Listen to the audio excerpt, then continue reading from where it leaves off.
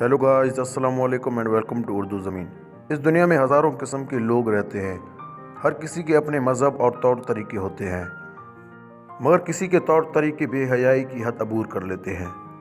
حتیٰ کہ ہمارا آج کا ویڈیو مختصر ہے لیکن عجیب و غریب ہے۔ چین کے ایک قبرستان میں دفن نوجوان لڑکی کی لاش کو چرا لیا گیا۔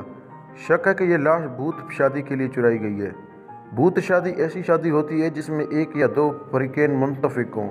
چین میں اگر کوئی کنوارا مر جائے تو اس کے گھر والے اس کی شادی کسی مردہ لڑکی سے کرواتے ہیں تاکہ ان کی آخری زندگی سکون سے گزرے۔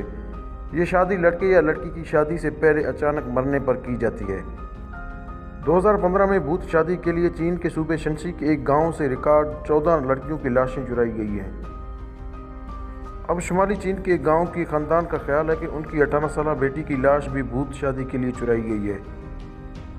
لڑکی کے گھر والوں کا کہنا ہے کہ انہوں نے 2 دہائی پہلے لڑکی کی تدفین کی تھی۔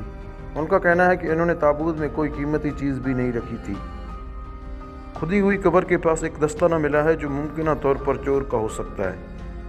اس دستانے کو ثبوت کے طور پر پولیس نے اپنی توہین میں لے لیا۔ لڑکی کے رشتہ داروں کا کہنا ہے کہ کافی عرصے پہلے کچھ اجنبی ان کے گھر آئے تھے اور انہوں نے پیسے کے عوض سے لاش بھیجنے کی پیشکش کی تھی، تاہم گھر والوں نے لاش بھیجنے سے انکار کر دیا۔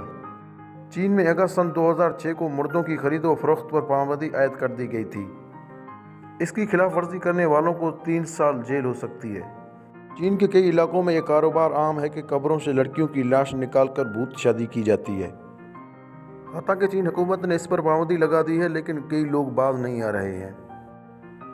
ویڈیو پسند آنے کی صورت میں اس چینل کو سبسکرائب کریں، اس ویڈیو کو لائک کریں اور کمنٹ باکس میں ہم آپ لوگوں کے قیمتی رائے کا منتظر ہیں۔ ایک اور نئے پراسرار ویڈیو تک اللہ حافظ۔